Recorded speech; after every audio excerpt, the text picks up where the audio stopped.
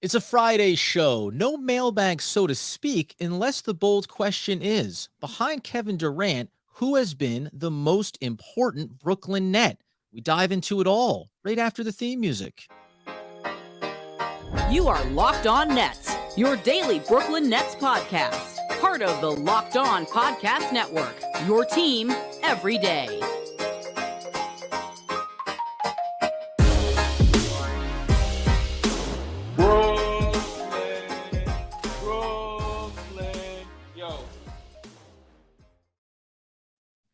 Oh, that's right, friends. It's the Locked On Nets podcast right here on the Locked On Podcast Network. It's your team, the Brooklyn Nets, every single day. I'm Adam Armbrecht. He's Doug Norrie. We thank you for making us your first listen of the day, free on all those great platforms. And as you heard at the top, this is a bit of a bold question posed by my just lovable, precocious co-host, Doug Norrie, trying to kind of speculate in what has been a really weird year, Doug. Who's been the second best player on the Brooklyn Nets roster? Yeah, I was thinking about this today, and you can hear my voice is a little scratchy, so bear with me on this one. We're going to be an absolute hero effort and tough through. Adam, you were talking this out, right? You were talking it out actively. That's why you're so hoarse. Well, we're supposed to have a guest, but that didn't fall. That fell through. It'll be next week, and then it was going to be a solo episode. But you can hear how this is going. So Adam's actually the true hero. Not all heroes wear capes in this case. But I was thinking about going into the episode around. This has been such a crazy Nets year. And it's been so all over the place in terms of personnel and starting lineups and, who's been in, who's been out, who can play, who can't, and sometimes the who can't has been the biggest thing. And it got me thinking, like, who has been the second best player over the course of this season, right? Not just right now, like who, like not if like everyone is healthy and they step on the court, who's the second best player? It's Kyrie. Okay. It's easy.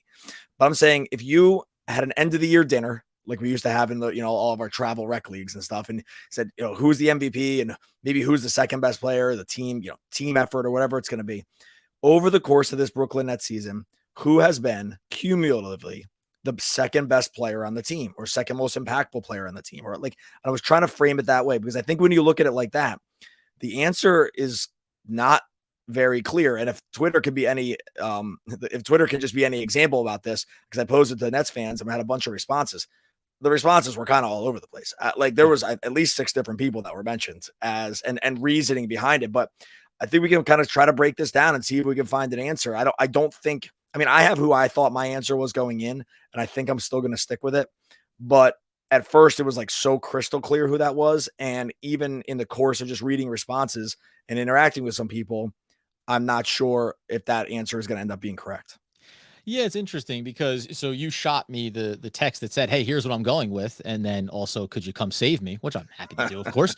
But so I try to think about how are you going to contextualize this, right? Yeah. And there's like you say, 19 games, Kyrie Irving. Unfortunately, we're going to take him off the table. Well, okay, I don't want to be. It's funny about that. I don't think we can. This is how crazy this Nets season is. I actually don't think we can dismiss those 19 games. Like, okay. And this is what becomes funny. I'm not saying you need to answer that. I'm not saying he has to be the guy, but the Nets season is so off the rails at this point that a guy who's played 19 games, like, actually has to be part of the real conversation. This wouldn't happen on any other team, but he has to be part of the conversation, even when you look at the season cumulatively. Right. So I'll put it this way, because I think we have some more interesting players to take a look at. Yeah.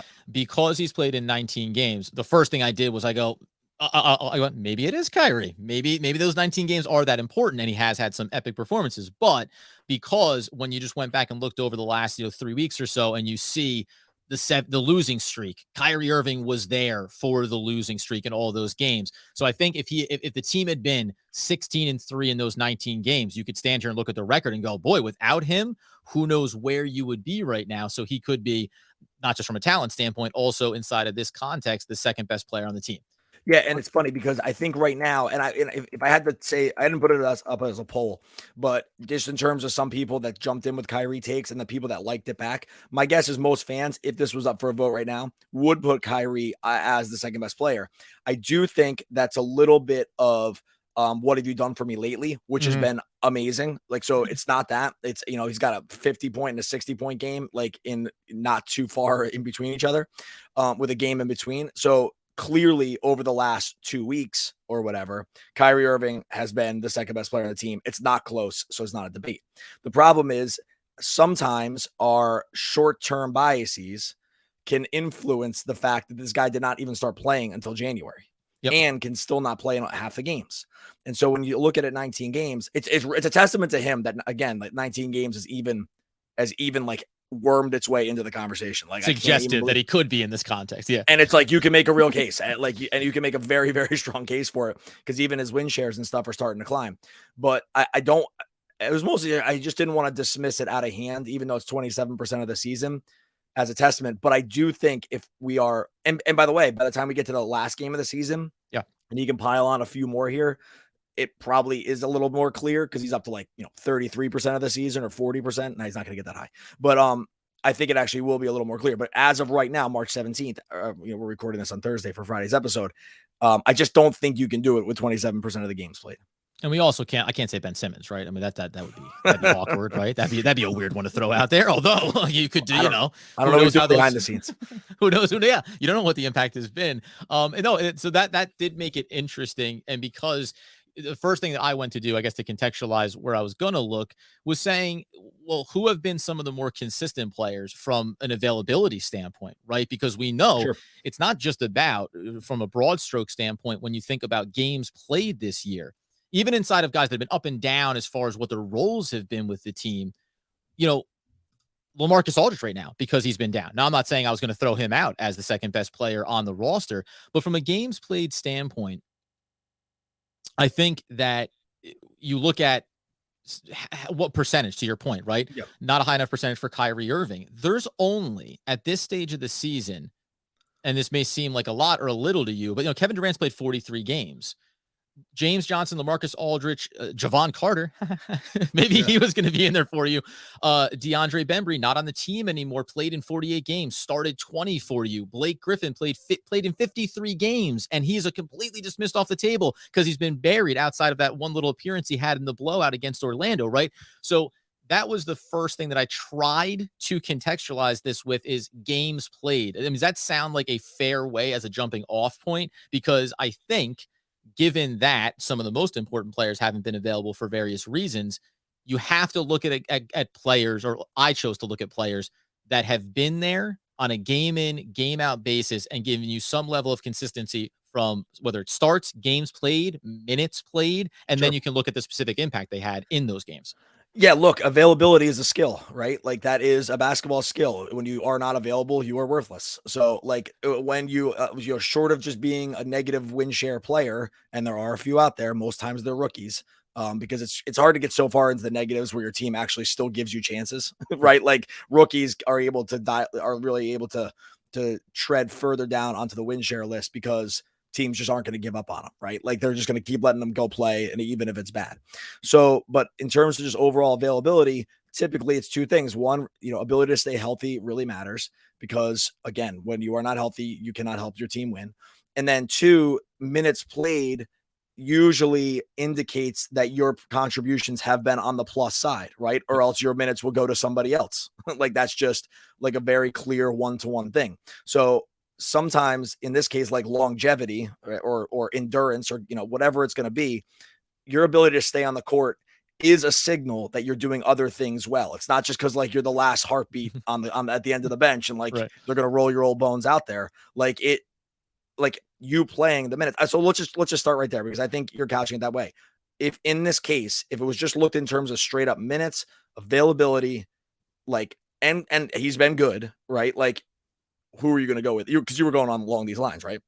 Yeah, I mean, listen, you can say, games played, and then also minutes per game. I think with consistency, there's a couple of guys to get into here. Honestly, you know what? Let's get this. I'm going to just say his name. Like you're going to go with it's Patty Mills, right? Like, I'm going to start with him. Okay, I'm going to start with him as a candidate, specifically for the reason we're going to dive in deeper here in a second. But because from that standpoint, you can look at Patty Mills. You can start to go down that line if you want to follow my theme here, and look at guys that have basically played a high level number of games, and also not started or been come off the bench, just been consistently performers there. And just to couch this too, as we'll look at Patty Mills and what he did over the course of this season, you already mentioned contextualizing where we are in this moment versus where we've been throughout the season. And then I mentioned a handful of guys there, Bembry, not even on this team anymore at this point, or a guy like Blake Griffin, where at some point along the way, you may have said, this guy's really rounding himself into form. If you ask this question 2 weeks into the season or, 20 games into the season, at the midway point, if we said, who's been the second best player after, taking Kyrie off the table, where are you going to go? Pre-trade, post-trade, like it's this weird, you get into this weird place where you go, should guys that came, should Steph Curry be included in this? I'll tell you why I think it specifically comes down to Patty Mills, and I have a couple other examples there as well. First, let's just quickly tell you about our friends over at Bet Online, because as you know, it's that time of year again as March Madness gets underway with college basketball. From all the latest odds, contests, and player props, betonline.net is the #1 source for all your sports betting needs and info. BetOnline remains the best spot for all those sports scores, the podcast, the news that you want to get this season. And it's not just basketball. You know that, friends. BetOnline is your continued source for all the sporting wagering information needs, including live betting on your favorite Vegas casino games. Head over to the website today or use your mobile device to learn more about the trends in action. BetOnline, it's where the game starts. So that was a very bold tease. Patty Mills. So the reason being, though, we know, and we just talked about him on the last episode, right? Saying, hey, listen, as you get towards the end of the season here, Patty Mills is going to be a guy that's going to play closer to 15 than 20 minutes. He's going to come off the bench, hopefully knock down some big shots for you. But if you contextualize the fact that he's played in 69 games this season, he started 46 games for the Brooklyn Nets, and go back to pre-trade, go back to the beginning of the year when you didn't have Kyrie Irving, and Kevin Durant dealt with some minor injuries. Patty Mills had to do the heavy lift from a scoring perspective. There were games where he was all that they had. And even though you can look back in the last 2 months, let's say, and say, oh, well, his numbers have been down, the minutes have been down. When you dial back to the beginning of the year, when he was giving you, as it goes in kind of descending order here, listen, however you want to contextualize it, man, he gave you 11 points, he gave you 13 points, he gave you 17 points when you go into the month of January, December there. Then it starts to drop off a little bit, but still with 13 and a half. This kind of falls into the same area when we talk about a guy like Joe Harris in previous seasons, right? When you look at the box score and you say, okay, so the guy's averaged 13 points a game this year, that's the second most important player.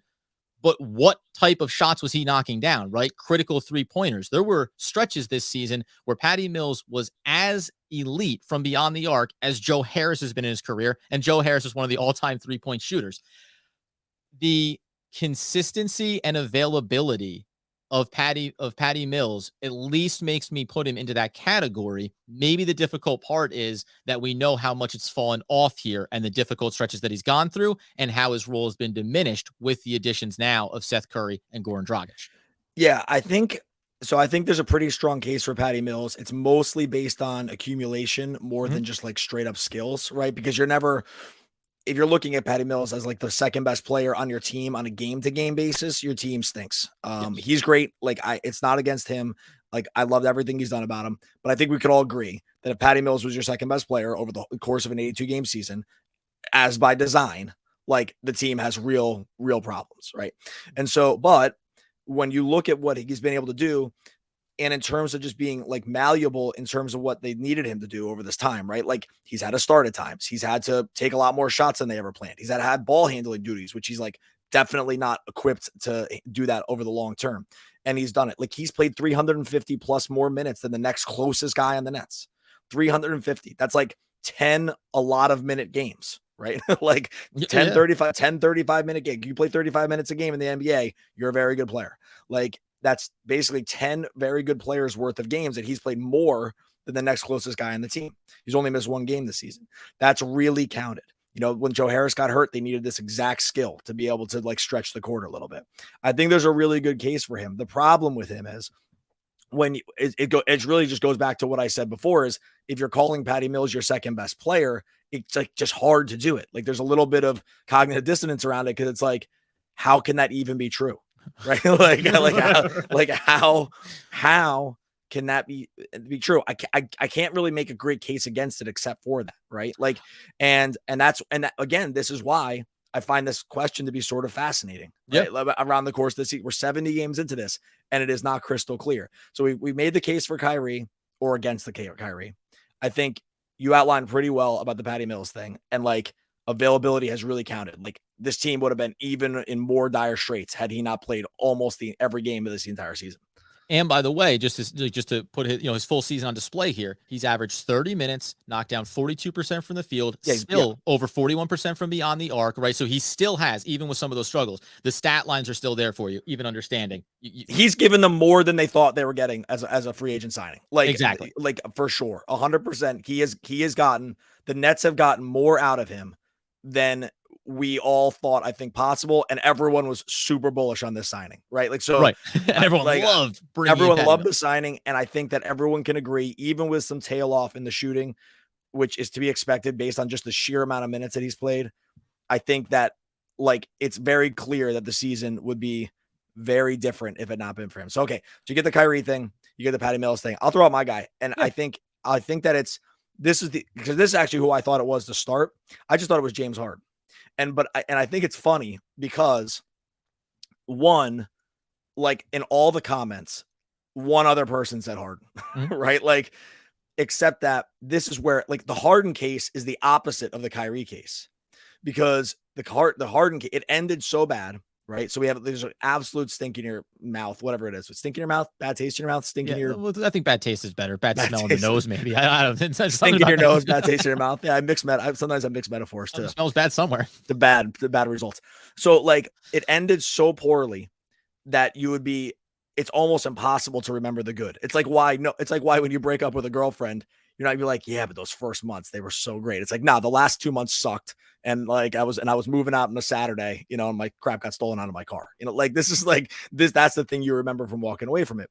But he played 44 games for this team. He's second on the team in win shares. Like they had a very good record over the course of the season when he was actually playing, right? Like he was absolutely crucial with Kyrie was not there at the beginning of the season to like be able to just even be a decent team and not have it all go on Durant. Like that stuff is really, really forgotten because of how badly it ended. And so while an awards dinner would probably not have him coming back and getting called up to the podium to like have him give a speech about like how great the season was, I do think you're doing a disservice to remembering just like how this season was going when he was playing well, even when it was like not totally shape. He's playing like 40 minutes a game. He's averaging like, I don't know, something like early on in the season was like a 25, 10 and 9, right? Like for an extended stretch of games. I know that everyone forgets this, but you got 44 games of that out of James Harden. Like I actually thought right away that it was Harden and not close, but because of how it ended, no one would think of it that way. Well, no, and so like the one part of it is right. Like if you have to take out of the context pool the games where this guy was just kind of shutting it down, waiting for the trade, right? Because there's probably 7 to 10 games there where what was the impact? You think it was that many? I don't know if it was that many. I mean, clearly the Sacramento one, like the Minnesota game was a train wreck. And maybe I would say like the last 4. But like if you go back, so they lose 4 in a row. It looks terrible, obviously punctuated by one of the worst games ever be played by a superstar in modern NBA day history, which was against the Kings. And then they get traded, right? Like, but if you go 4 games before that against San Antonio, I mean, he played 37 minutes. They won. He dropped 37, 11, and 10. Like he wasn't dogging it for that game. And that was 4 games before it ended. Right. So like, yeah, while you have that up, because I wanted to put this in some context. What was that record there in the take away the last 4 where it got bad? But because he was playing there though without Kevin Durant, were they winning more of those games than not there? Just as you look, you get broad stroke. It doesn't have to be an exact science about when Kevin Durant was or was not there. Because what I was going to say was the other context to this. I maybe that you could, if you want to make the case against it, would be. You mean like before, like it really goes off the rails with the last 4, like remove the last 4 games? Yeah, when Kevin Durant is hurt, he's doing it by himself for a little bit there. Yeah, they were 6 and 5. They were 6 and 5, and then ultimately they were 6 and 11. Like they were 6 and 11. 6 and 11. No, sorry. Jeez, 6 and 9. They were 6 and 9.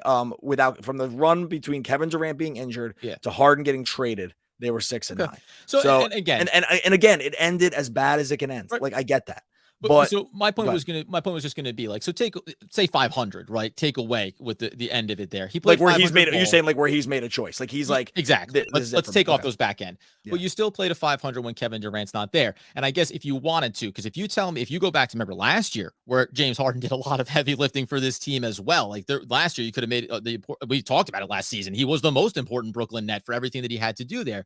But I would also then probably look at, remember when Kevin Durant stepped out on the court with a bag full of rookies and got some really big wins for Brooklyn. Yeah. I might contextualize that in terms of who's been the second best. Now, and this is where you're talking about splitting hairs over, well, what is the value? The win shares matters over a lot of other things. The numbers, the stats alone tell you, and he had big performances. So I wonder if, again, same thing when I said at the top there about Kyrie. Well, if they had this exponentially large win factor over those 19 games he's played, maybe I would make the case for it. If James Harden, in the absence of Kevin Durant, where you'd say even sans the games where he was no longer interested, if they had gone over 12 games, well, if you tell me over 12 games you went 9-3 without Kevin Durant, Yeah. then you're making an even stronger case that you're as important as anyone is to it. And then we're getting into weeds on whether or not this guy had checked out. But when you give stat lines like 37-point games, you can't be checked out no matter how good you are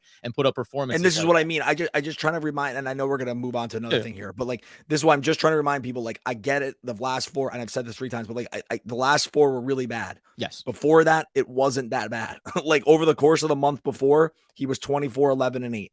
Right on like 33% shooting, 17 shots, 17 shots a game. Getting to the line 8 times, knocking those down at 87%. Like the team was. They had some wins in there, like, not all of them were great wins, but, they beat Chicago in there. Like, so yeah, they lost to Oklahoma. Some of these are kind of damning, but in general, I just want to like have Nets fans pump the brakes a little bit. Cause like some people did jump in and they're like, you can't, on the way he left. I'm like, great. That's not what I'm asking. Of course. Like he's the LVP for the way he left. I get that part of it. It's just that you can't you can't lop off the 44 games. Because if they didn't have him for those 44 games, guaranteed, 100% guaranteed the record's worse.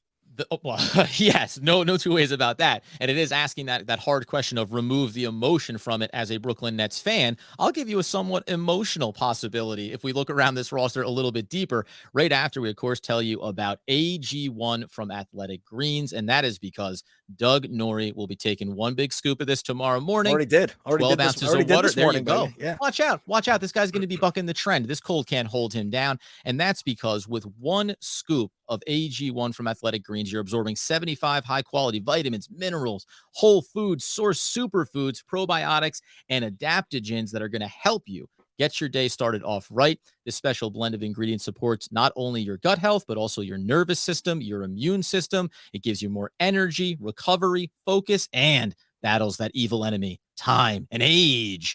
All of these things are included, and it's just a great, easy way. You get up in the morning before I even think about having a meal. I get a scoop of this, stir it in, drink it down, and I know that I'm getting the dose of all these important nutrients and probiotics and everything else that's just going to help me have a good day. It really, I do not often get my hands on a product like this and really lean into it and think that it's good for me and doing a great job for it. Clean product, absolutely essential that you get over and try AG1 from Athletic Greens. You will not regret it.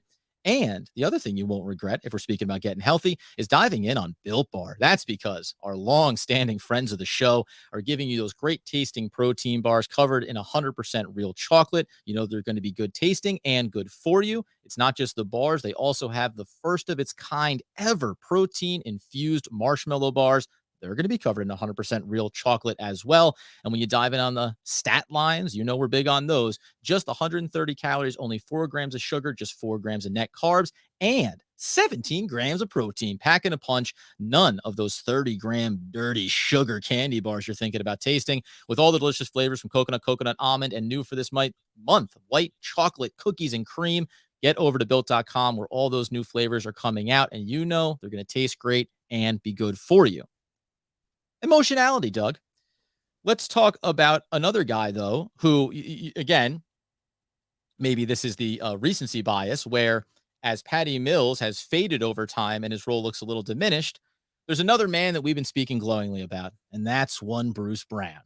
This is the emotional tie that I'll make the pitch for him, Because when you go back and look, we know that he hasn't been the most important player from an offensive standpoint. And since the trade, which maybe can also be a reason why James Harden shouldn't be the second best player, because he was hurting Bruce Brown's value. Since the trade, we've seen how much better he's been on the offensive end, scoring in double digits with consistency. We mentioned last episode about the assist numbers going up, and this has been in some of the more recent games in the absence of Seth Curry. Obviously, no Kyrie when you're in those home game scenarios as well. But even go back to the beginning of the year, his defensive value was still there for this team. He's the second highest behind Patty Mills in games played for the roster, and he's averaged. He had 1 month in there where he averaged only 17, 18 minutes, and you thought his role was going to go away.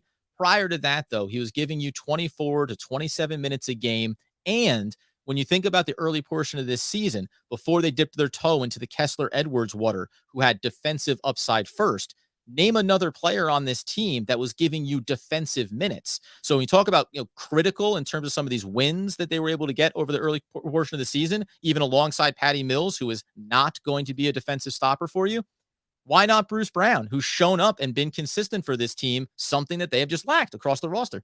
Yeah, see, this is the sneaky dark horse one that most people would not throw out there, I think. Because I don't He's think the one I lean to. I lean to Bruce. There's a good statistical case for him because in ways that you'd be like floored by. Again, it's all got to be taken in the context of this season and who has not been available as much as who has been available. Yep. Right. But between what happened at the trade deadline with them shipping off some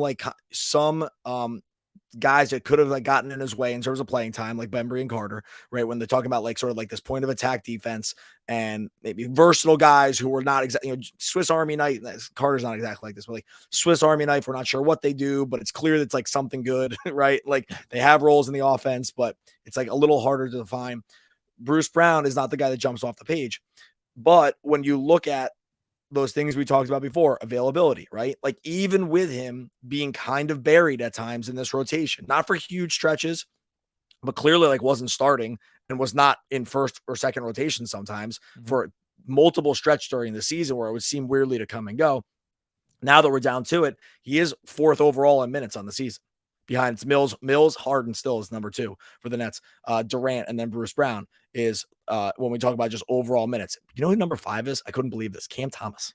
Cam Thomas has played the 5th most minutes on the team this season. And he's the 3rd highest total games played on the season. Only 2 starts, but he's behind Patty Mills, Bruce Brown, and then it's Cam Thomas. It's insane. It's insane. So anyway, but then if you look at win shares, now look, win shares are not a perfect stat because they do focus a little bit more on bigs and defense. Luckily, the Nets don't have tons of those guys, so there's no one to really rocket up the win share charts in this case. But because Bruce Brown does pile on defensive stats, which does matter for win shares, he is actually 3rd overall in win shares this season, behind Durant and Harden, which again I think would shock most people because there's been a very real impact. Again, that's a little bit of an imperfect stat. But basketball, if there's one thing basketball stats cannot agree on is who should be at the tops of some of these win VORP and value over replacement, win shares, PER, all of them have definitely Raptor. They all have definitive flaws, right. For sure. And so there can be, they're usually really, it's funny about this. I know I'm going on. They're usually very good around the top. Most stats are gonna be dude, it's Jokic, it's Embiid, it's Giannis. That's the group. It's when you get down below that group that these stats cannot seem to figure it out. I saw Raptor, Raptor Garrison Matthews, a top 20 player. It's hey, you might have forgot to carry the one here. I'm not sure if he's above some of these. Anyway, so long story short, Bruce Brown is top 3 in win shares, top 5 in VORP on this team. The Raptor rating is good. That would be a sneaky call to say, and we know, and if you want a little recency bias, he's been great recently.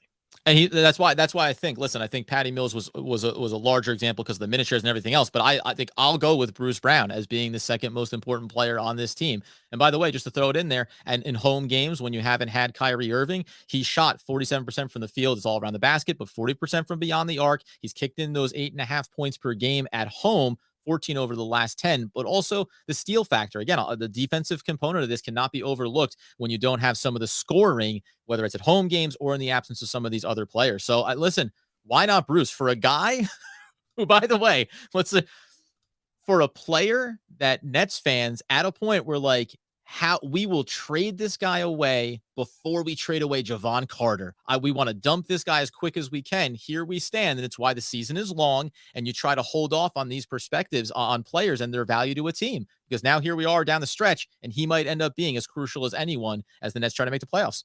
Other guys that were thrown in here as we just get out of here, there was a little Marcus Aldridge mention.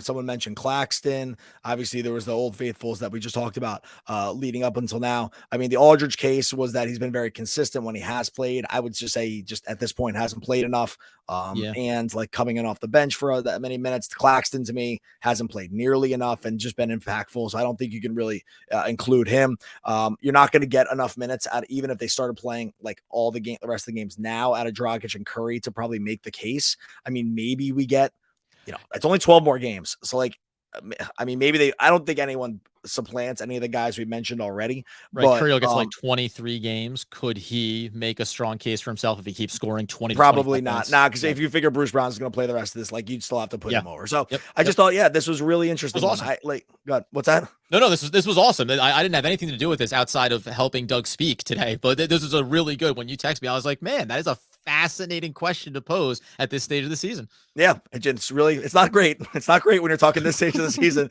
Like, unless, we're not talking about, peak Warriors where it's like, I don't know, Draymond's defensive impact, but then you got Durant, you got Curry, Clay. They couldn't do it without him. Like, we're talking, it's not exactly the exact same conversation we're having. All right. So, I was going to say thanks. I wanted to say thanks for Adam, because Adam was not supposed to appear on this podcast today. It was supposed to be a solo effort. You can hear my voice. Absolute Lord's work this guy's doing.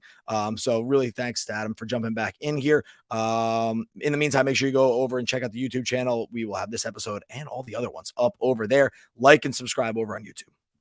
What a conversation, friends. And why not be beautiful Bruce Almighty?